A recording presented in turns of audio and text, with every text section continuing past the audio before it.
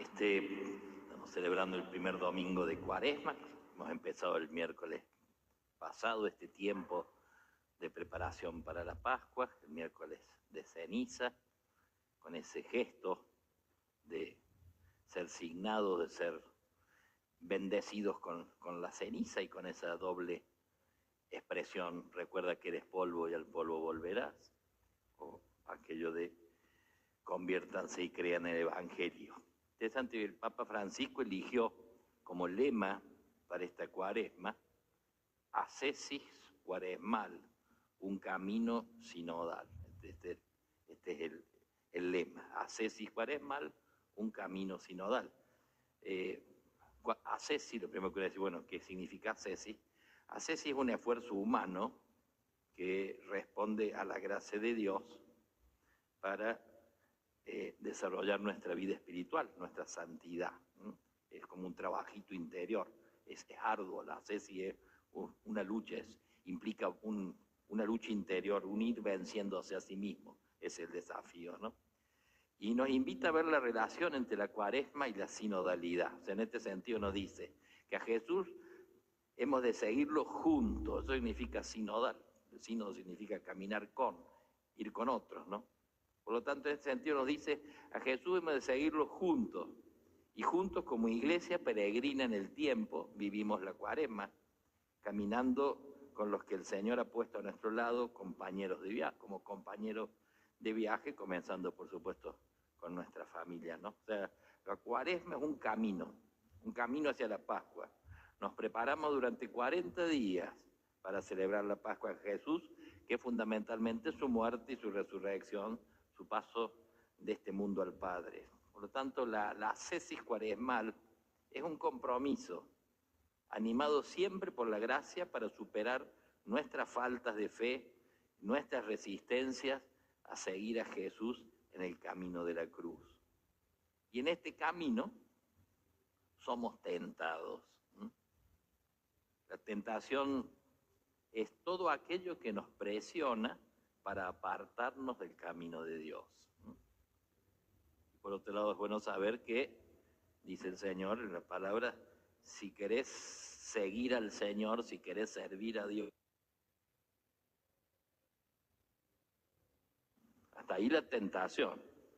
Si digo no, y sigo de viaje, sigo mi camino, he vencido la tentación. Si aprovecho la distracción de la kiosquera, lo saco y me lo como, entonces he consentido a la tentación.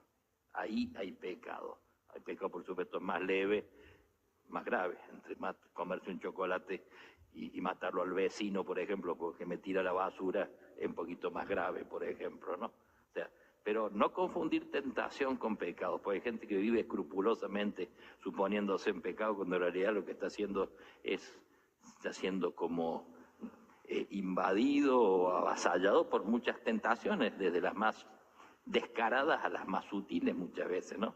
Por lo tanto, esto es importante aclararlo. Cuaresma entendida sinodalmente es este tiempo para reconocer y desenmascarar las tentaciones actuales de cada uno de nosotros. Animarles a ponerle un nombre. Quizás la pregunta sea para nosotros hoy, hoy, a mí, es decir, a mí, a cada uno de nosotros, ¿no? ¿Qué me aparta de Dios? ¿Cuál es el obstáculo más fuerte en mi corazón en este momento para poder seguirlo al Señor, para estar cerquita de Él, ¿no? Reconocer el mal, creer, por otro lado, y confiar que Jesús puede sanarlo con su misericordia, ¿no? El mismo dicho: no tienen necesidad los sanos, sino los enfermos.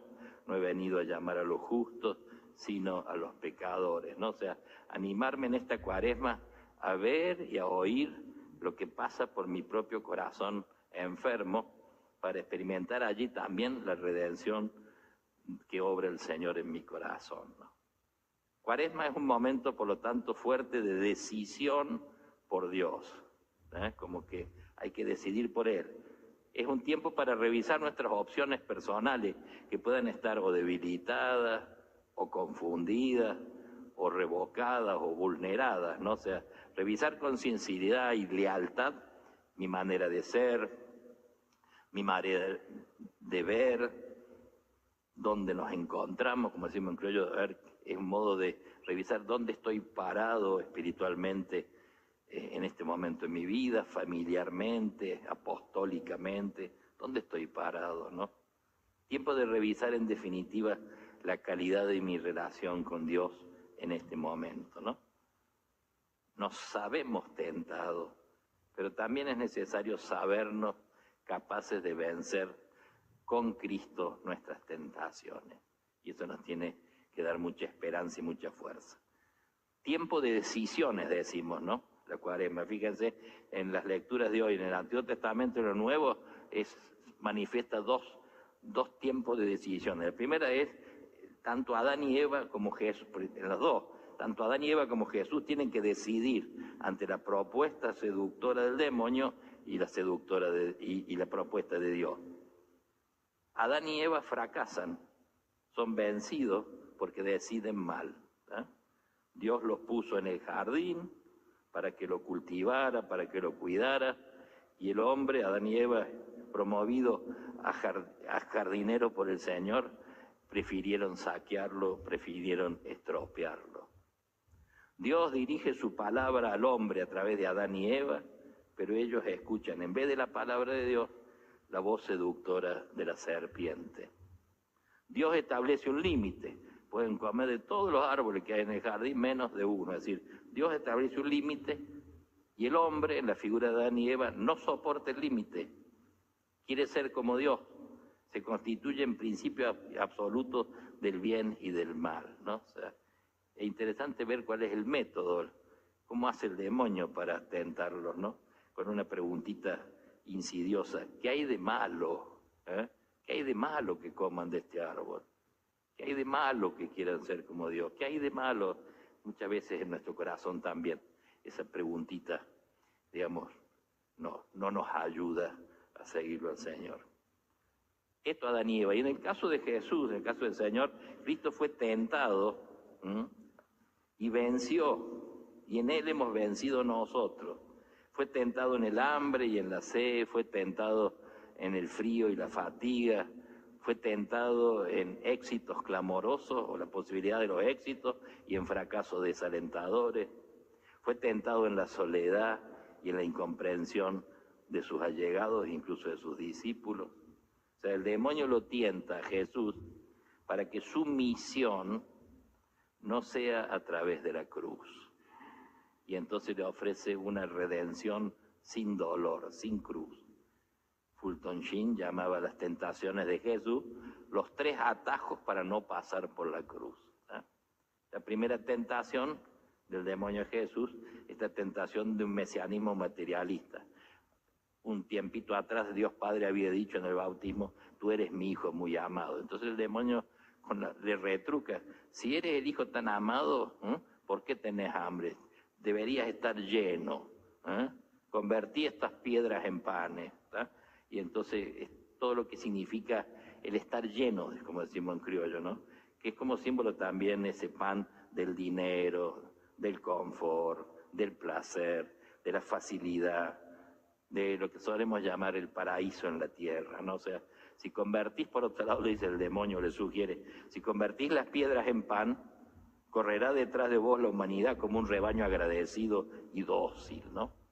Esta invitación, como decimos a veces, del pan y el circo, digamos, ¿no? Y el Señor le responde, su pan es la palabra, es la única capaz de saciar definitivamente el corazón del hombre. La segunda tentación es el milagrismo fosforescente, chabacano. O sea, el diablo sabe que nos gusta lo maravilloso, que a veces preferimos una mentira brillante a 100 verdades grises, se dice, ¿no? Es como que le sugiere, no vas a necesitar predicar, no vas a necesitar ni siquiera morir, sino triunfar. Tírate de acá, que los ángeles te sostengan, o sea, mándate un milagrazo y triunfas. O sea, un triunfo sin lucha o la santidad. Eso es lo que tiene que decidir el Señor y nosotros también. Es la tentación de la eficacia apostólica, es la rápida eficacia de este mundo o aceptar la lenta eficacia del amor. mandate un santo mortal, le dice, ¿no? De alguna manera. Y metele publicidad, metele imagen, ¿no? O sea, la tentación también se vuelve a dar en los discípulos cuando llegan en la pasión a Jerusalén y la gente quería conocerlo al Señor, gente que venía de otros pueblos. Los discípulos van a verlo a Jesús y dice, viene gente que son paganos, que no son de los nuestros. Mandate un milagrazo y nos metemos al bolsillo todo esto. Y la respuesta del Señor a eso, fíjense, es: si el grano de trigo no cae en tierra y muere, no da fruto, ¿no? La respuesta que los discípulos ni habrán entendido, ¿no? O sea, la tentación de eliminar la cruz para que el cristianismo, nuestra vida cristiana, sea más llevadera, ¿no? Y la tercera tentación es la más descarada, es la tentación del poder. Te ofrezco todo esto, cosas que además no le pertenecían a él, ¿no? Ponete de rodillas frente a mí y yo te entrego todo esto, ¿no? En el fondo es para nosotros el independízate de Dios. Viví sin Dios, ¿no? Y el Señor le dice no, porque desde la altura de un trono, dice que lo subió arriba y desde arriba le mostró a todo el mundo como diciendo, adórame a mí, te regalo todo esto, ¿tá? El Señor le dice no porque desde la altura de un trono es casi imposible amar y servir, ¿tá? Interesante, algún autor dice, el trono aleja, la cruz acerca, ¿no? Piensa también en todo el mundo el poder, desde lo más descarado que estamos viviendo a nivel mundial, esta miserabilidad, a veces también entre nosotros, a veces también, cada uno, a veces ese uso del poder lo usamos mal en la iglesia. El Papa en eso insiste, digamos, obsesivamente, entre comillas, santamente y obsesivamente, en que no estamos para mandonear, sino para servir, que no somos patrones de estancia, sino servidores, somos peones, el patrón es el Señor y es nuestro pueblo a quien tenemos que servir. O sea, en este tiempo de Cuaresma es tiempo de penitencia y de gracia. Más que centrarnos, importante, más que centrarnos en los momentos de tristeza, de angustia, de desolación, nos va a ayudar más en el seguimiento de Cristo, en este tiempo que hemos comenzado, a dedicarnos un rato cada día a la meditación sincera, a través de una reflexión seria, abierta a la verdad, y de este modo nuestra vida superficial, digamos así, va a crecer en profundidad. Nuestra laxitud ante el pecado se va a convertir en búsqueda de gracia, de amor, de perdón. Nuestros odios, nuestros resentimientos que a veces llevamos así como muy recónditos, muy guardaditos en el corazón, cederán el paso a la amistad o al perdón. Nuestra soledad marginadora buscará formas de convivencia y de cercanía a los más lejanos, a los olvidados. Nuestros idealismos desencarnados, a veces volados, se convertirán en compromisos encarnados que tocan la carne herida de nuestros hermanos. Este es el tiempo que comenzamos, ¿no? Y ojalá este tiempo, además, digamos, junto con que se nos pide la oración, se nos pide el ayuno, o sea, gestos de penitencia, y se nos pide caridad, se nos pide solidaridad, que podamos tener esos ratitos. Yo le diría, pensar en estos días, a tener ese tiempito de oración cada día, que no hace falta que sea largo, ¿no? A veces a veces suponemos que Dios merece más tiempo, al final no le damos nada. Entonces en eso tener la humildad de rezar lo que podemos según la vida de cada uno, ¿no?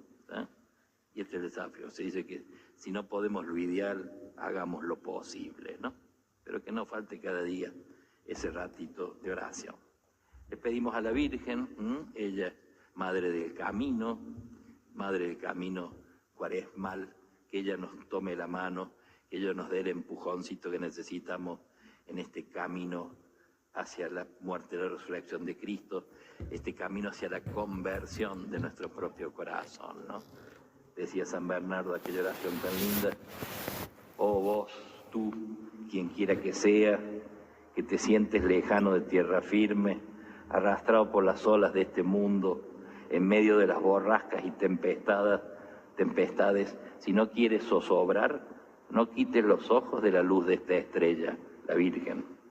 Si el viento de las tentaciones se levanta, si el escollo de las tribulaciones se interpone en tu camino, mira a la estrella, invoca a María.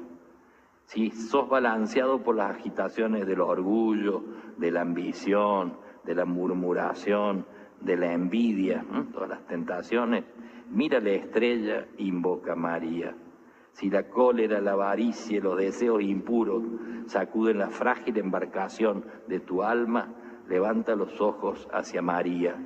Si perturbado por el recuerdo de tus pecados, comienzas a dejarte arrastrar por el torbellino de la tristeza, a despeñarte en el abismo de la desesperación, piensa en María. En los peligros, en las angustias, en las dudas, piensa en María, invoca a María. Que su nombre nunca se aparte de tus labios, jamás abandone tu corazón. Y para alcanzar el socorro de su intercesión, no descuides los ejemplos de su vida. Siguiéndola no te extraviarás, rezándole no desesperarás, pensando en ella evitarás todo error. Si ella te sostiene, no caerás. Si ella te protege, nada tendrás que temer. Si ella te conduce, no te cansarás. Si ella te es favorable, alcanzarás el fin. Le pedimos entonces a la Virgen con mucho cariño que ya desde ahora, desde el comienzo de esta cuaresma, sea ella nuestra compañera de camino en el corazón. Que así sea.